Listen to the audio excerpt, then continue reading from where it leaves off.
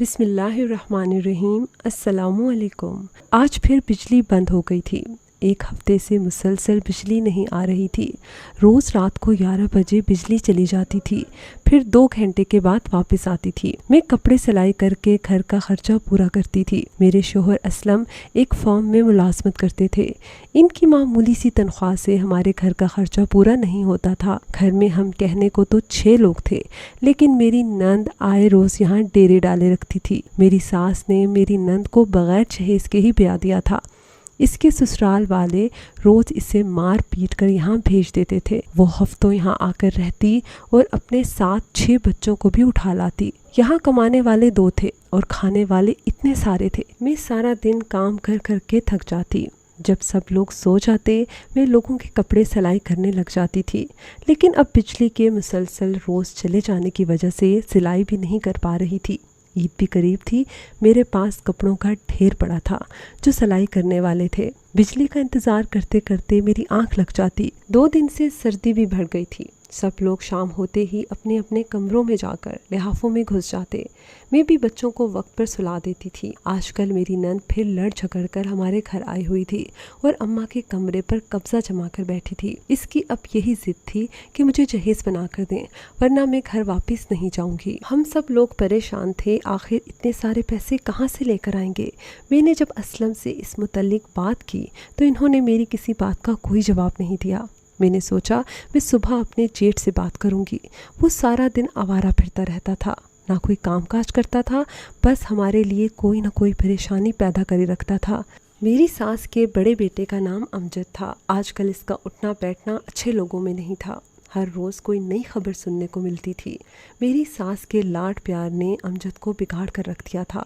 वो हमेशा इसकी हर गलती पर पर्दा डालने की कोशिश में लगी रहती थी। मेरे शोहर और ससुर ने इसे कई बार समझाने की कोशिश भी की, लेकिन अमजद के कान पर जूं तक ना रेंगती थी। अमजद सुबह सवेरे घर से निकल जाता और रात गए तक घर लौटता था।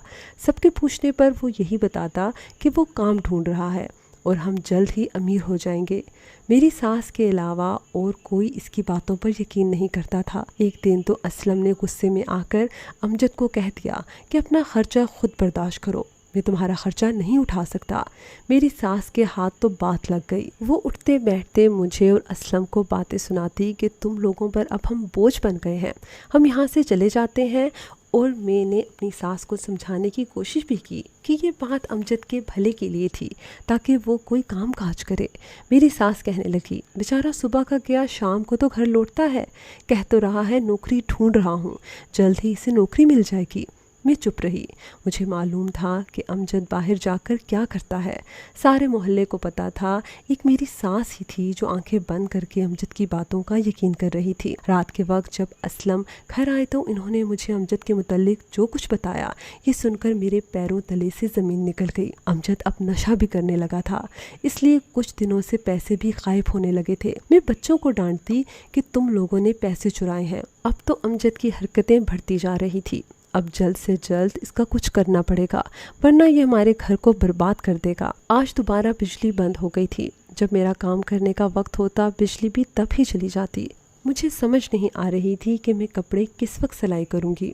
लोगों के बार बार पैगाम आ रहे थे कि कपड़े कब तक सिलाई होंगे।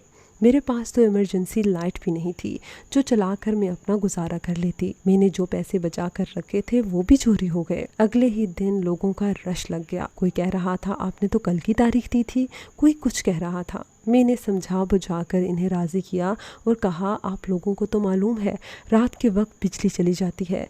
सारी औरतें एक दूसरे की तरफ ऐसे देखने लगीं जैसे मैंने कोई लतीफ़ा सुनाया हो। अब मैं फज्र के वक्त जाग जाती थी। अपने सारे काम वक्त पर निपटा कर मैं सिलाई करने बैठ जाती। ज़्यादातर मैंने कपड़ों का काम मुकम्मल कर लिया था। रात के वक्त मैं जल्द ही सो जाती थी क्योंकि मुझे फज्र के वक्त जागना होता था। मैं सारा दिन कोहलू की बैल की तरह काम करती, लेकिन मजाल है जो मेरी सास की ज़ुबान से कभी मेरे लिए तारीफ़ के अल्फाज निकले हों। इनकी नज़र में एक इनकी बेटी ही थी जो मजलूम थी। मेरी नंद के ससुराल वालों से भी वक्त लिया हुआ था कि हम आपको 1 साल के अंदर जहेज बना कर देंगे, इसीलिए अब इनकी तरफ से कुछ सुकून था। मेरी नंद अब 1 माह बाद चक्कर लगाती थी। मैंने भी शुक्र अदा किया, क्योंकि जब वो आती थी तो हर रोज़ कोई ना कोई नई फरमाइश कर देती। अम्मा मुझे हर बार तरस दिला दिया करती थी कि बेचारी को अपने घर में 2 वक्त की रोटी तक नसीब नहीं होती, इसलिए इसकी कोई बात मत टाला करो, जो कहती है इसे बना कर दे दिया करो। मैं सोचती यहाँ कौन से ख़जाने के डब्बे पड़े हैं। मुझे ही मालूम था कि मैं किस तरह अपनी नंद की फरमाइशें पूरी करती थी। ईद में 1 हफ़्ता रह गया था। मैंने सारे कपड़े सिलाई करके दे दिए थे। अब मेरे चंद दिन सुकून से गुजरने वाले थे। ईद की वजह से असलम भी डबल शिफ्ट कर रहे थे ताकि बच्चों के लिए ईद के कपड़े ख़रीद सकें। असलम डबल शिफ्ट की वजह से देर से घर आते थे। मैं बच्चों को वक्त पर सुला देती थी और ख़ुद असलम का इंतज़ार करती रहती। मैं इनको खाना देते ही सो जाती थी। आज मुझे नींद नहीं आ रही थी। बिजली फिर चली गई। आज सर्दी भी कम थी। मैंने अपने कमरे की खिड़की को थोड़ा सा खोल लिया। अचानक ठंडी हवा का एक झोंका आया। मैंने सोचा बच्चे बीमार हो जाएंगे, इसलिए खिड़की को फ़ौरन बंद करना ही बेहतर समझा। मैंने खिड़की को बंद करने के लिए हाथ बढ़ाया ही था तो अंधेरे में मुझे 2-3 साए नज़र आए। मैंने अंधेरे में गौर से देखना चाहा, लेकिन वो साए दीवार की ओट में गायब हो गए। मेरी सास ससुर भी सो चुके थे। असलम भी घर पर मौजूद नहीं था। एक मेरी सास का बड़ा बेटा अमजद ही था। मैंने सोचा इतनी रात गए अकेले इसके कमरे में जाना मुनासिब नहीं होगा। कल को कोई बात बन गई तो बात कहाँ से कहाँ तक पहुँच जाएगी, क्योंकि देखने वाला कोई भी मतलब निकाल सकता है। मेरे जेठ का कमरा भी घर के आखिरी कोने में था। दरअसल वो स्टोर रूम था। जब मेरी शादी हुई तो इसे साफ करवा कर अमजद को दे दिया गया। मैंने चुपचाप खिड़की बंद की और लेट गई। मुझे इस बात का खदशा था कि कोई चोर वगैरह ना हो, क्योंकि असलम के आने का वक्त था। बाहर का दरवाज़ा तो अमजद ही खोलता था। मैं परेशानी के आलम में कभी लेट जाती और कभी बैठ जाती। थोड़ी देर बाद दरवाजे पर दस्तक हुई। मैं घबरा कर उठ बैठी। चंद मिनट में असलम अंदर आ गए। इन्होंने मेरे चेहरे पर परेशानी देखकर वजह पूछी तो मैंने बहाना बनाकर टाला और इन्हें कहा कि मैं सोई हुई थी। अचानक दस्तक की वजह से आंख खुल गई। मैं किचन में असलम के लिए खाना लेने चली गई थी। यही फैसला नहीं कर पा रही थी कि जो कुछ मैंने देखा असलम को इसके मुतालिक बताऊं या नहीं। मैंने सोचा अगर मैंने बता दिया तो असलम भी परेशान होंगे। शायद मेरा वहम ही होगा। अंधेरा ज़्यादा था। मुझे ठीक से कुछ नज़र नहीं आ रहा था। मैंने असलम को खाना दिया और ना बताने का फ़ैसला करके लेट गई। सारी रात मैं बेचैन ही रही थी। मुझे ठीक से नींद भी नहीं आ रही थी। सुबह होते ही मैं बाहर निकली और जहाँ मुझे साए नज़र आए थे मैं वहाँ गई तो वहाँ कोई निशान नहीं थे। मैं चुपके से कमरे की तरफ बढ़ गई। सारा दिन मैं भुखलाई फिरती रही। अगले दिन ठीक इसी वक्त मैंने कमरे का दरवाज़ा बंद किया। बिजली फिर गई हुई थी। मैंने थोड़ी सी खिड़की खोली और साइड पर होकर बैठ गई और बाहर की तरफ देखने लगी। अभी 5 मिनट ही गुजरे थे, 3-4 साए फिर दीवार की ओट में जाकर गायब हो गए। बाहर का दरवाजा तो मैंने खुद बंद किया था। आखिर ये साए कहाँ से आ जाते थे? अगर बाहर की दीवार से छलांग लगाते तो छलांग लगाते हुए नजर तो आना चाहिए था। वो साए कच्चे कमरे के पीछे से निकलते हुए अमजद के कमरे की दीवार के पीछे जाकर गायब हो जाते। मैं किसी को इस मुतालिक कुछ नहीं बताना चाहती थी। पहले मैं सबूत इकट्ठे करना चाहती थी कि वाकई वो इंसान ही है या कुछ और। अगर तो वो लोग चोरी की नीयत से आते तो अब तक चोरी कर चुके होते। हमारा सहन मिट्टी का था। मैं अगले दिन सुबह सवेरे उठी। मैंने वो जगह जहाँ सायों को मैंने देखा था वहाँ इस जगह पर मिट्टी बिछा दी। रात के वक्त मैं इनका खिड़की खोलकर इंतज़ार करने लगी। मैंने सोचा आज तो मैं इन्हें पकड़ लूँगी। इसी दिन वही साए वहाँ से गुजरे। मैं आज बहुत खुश थी और सुबह होने का इंतज़ार कर रही थी। जैसे ही सूरज की रोशनी नमदार हुई मैं फ़ौरन इस जगह पहुंची। वहाँ का मंजर देखकर मैं हैरान रह गई। मिट्टी पर कोई निशान मौजूद नहीं था। अब तो मुझे खौफ महसूस होने लगा था। मैं अमजद के कमरे की दीवार की पिछली तरफ गई। वहाँ एक छोटी सी खिड़की थी। मैंने हाथ से इसे धकेला तो वो अंदर से बंद थी। जब से शादी हुई थी मैं अमजद के कमरे में एक बार भी नहीं गई थी। वो अपने कमरे की सफाई खुद ही करता था और बाहर से जाते वक्त अपने कमरे को ताला लगा दिया करता था। मैंने 1-2 बार इससे मजाक में भी कहा कि तुम ताला तो ऐसे लगा कर जाते हो जैसे यहाँ ख़जाना मौजूद हो। इसने कहा बच्चे कमरे को गंदा कर देते हैं इसलिए मैं ताला लगाता हूँ, और तो कोई वजह नहीं। मैं अमजद के कमरे के दरवाजे तक आई तो हमेशा की तरह आज भी ताला लगा हुआ था। मैं चुपचाप अपने कमरे में आ गई। میں نے اسلم کو بارہا بتانے کی کوشش کی لیکن میری ہمت نہیں ہو پا رہی تھی۔ مجھے لگتا تھا وہ مجھے پاگل کہیں گے، لیکن گھر کی سلامتی تو ضروری تھی۔ میں نے ہمت کر کے اسلم کو سب کچھ بتا دیا۔ پہلے تو انہوں نے میری بات نہیں مانی۔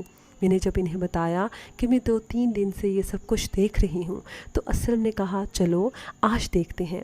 اسلم آج مغرب کے وقت ہی واپس آ گئے تھے۔ جیسے ہی رات کے وقت بجلی گئی، میں اور اسلم کمرے کی کھڑکی کھول کر بیٹھ گئے۔ ہمیں بیٹھے بیٹھے 1 گھنٹہ گزر گیا تھا لیکن کوئی سایہ نظر نہیں آیا تھا۔ اسلم وہاں سے اٹھ کر بیڈ پر لیٹ گئے، میں وہیں بیٹھی رہی۔ تھوڑی دیر بعد بجلی بھی آ گئی، میں بھی کھڑکی بند کر کے بستر پر آ گئی۔ میں سوچ رہی تھی آخر ایسا کیسے ہو سکتا ہے؟ میں مسلسل 3 دن سے ان سایوں کو دیکھ رہی تھی، میں کچھ بھی ثابت نہ کر سکی اور یوں یہ بات آئی گئی ہو گئی۔ چند دنوں سے میری طبیعت بھی ناساز تھی، دوائی لینے کے باوجود بھی افاقہ نہیں ہو رہا تھا۔ محلے کی ایک عورت نے مجھے ایک پیر بابا کے بارے میں بتایا کہ وہ بہت پہنچے ہوئے ہیں، بہت سارے لوگوں کو ان سے آرام بھی آیا ہے، تو وہاں چلی جاؤ۔ میں نے کہا باجی آپ کیسی باتیں کرتی ہیں، میں وہاں نہیں جاؤں گی، میرے سسرال والے ویسے بھی ان چیزوں کے بہت خلاف ہیں۔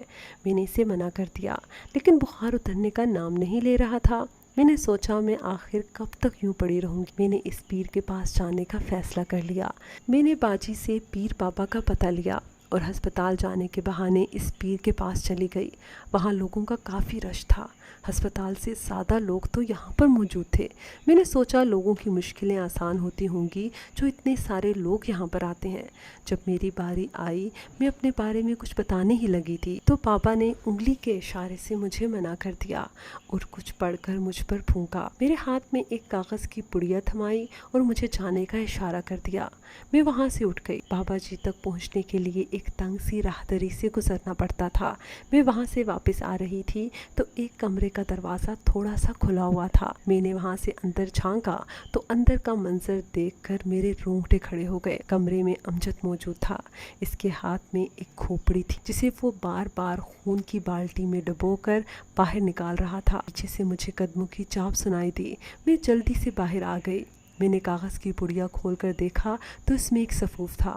میں شاید یہ سفوف کھا بھی لیتی لیکن جو کچھ میں نے کمرے میں دیکھا تھا مجھے یہ سب کچھ سوچ کر ابکائی آئی۔ میں نے وہ سفوف وہیں پھینکا اور گھر کی طرف چل پڑی۔ امجد جیسے ہی گھر آیا اس نے نہا کر کپڑے تبدیل کیے۔ میں نے فوراً اس کے کپڑوں کو اٹھا لائی۔ میں نے اسے سونگھا لیکن کپڑے بالکل صاف تھے اور ان سے کوئی بدبو بھی نہیں آ رہی تھی، نہ ہی کوئی داغ دھبا تھا۔ میں نے آج رات تہیہ کر لیا کہ میں اسلم کو سب کچھ بتا دوں گی جو کچھ میں نے امجد کو کرتے دیکھا تھا۔ امجد نہا کر کھانا کھاتے ہی اپنے کمرے میں چلا گیا۔ میں نے سوچا میں امجد سے بات کر کے دیکھتی ہوں، شاید وہ مان جائے اور میرے سمجھانے پر وہاں دوبارہ نہ جائے۔ میں اس کے کمرے میں گئی، میں نے دروازے پر دستک دی تو اندر سے کوئی آواز نہیں آئی اور نہ ہی کسی نے دروازہ کھولا۔ میں نے دروازہ دھکیلا تو دروازہ اندر سے بند تھا۔ میں چپ چاپ وہاں سے لوٹ آئی۔ میں نے آتے ہی اپنی ساس کو سب کچھ بتا دیا جو میں نے پیر بابا کے ہاں دیکھا تھا۔ کوئی بھی میری بات ماننے کو تیار نہیں تھا۔ میں نے کہا آپ لوگ ایک بار امجد سے پوچھ کر تو دیکھیں۔ اماں امجد کو بلانے چلی گئی۔ 10 منٹ کے بعد وہ واپس لوٹی تو امجد ان کے ساتھ تھا۔ اماں نے امجد سے پوچھا کیا تم پیر بابا کے ہاں جاتے ہو؟ وہ حیران ہو کر دیکھنے لگا جیسے کوئی انوکھی بات کرتی ہو۔ امجد نے کہا کون سا پیر بابا، میں کسی کو جانتا تک نہیں، میں تو صبح کا گھر سے نوکری کی تلاش میں نکلتا ہوں اور 4 پیسے کما کر رات کو گھر لوٹتا ہوں۔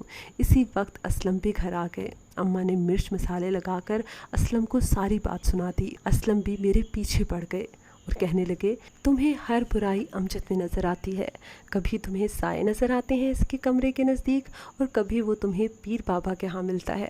تم اپنی آنکھوں کا علاج کرواؤ اور میرے بھائی کے بارے میں فضول باتیں کرنے سے باز آ جاؤ۔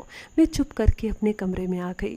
2 دن بعد محلے کی کچھ عورتیں آئیں اور انہوں نے اماں سے کہا ہم نے آپ کے بیٹے کو پیر کے ہاں دیکھا تھا، کیا کوئی مسئلہ ہے؟ اماں چپ رہیں۔ رات اسلم کے آتے ہی اماں نے واویلا مچانا شروع کر دیا۔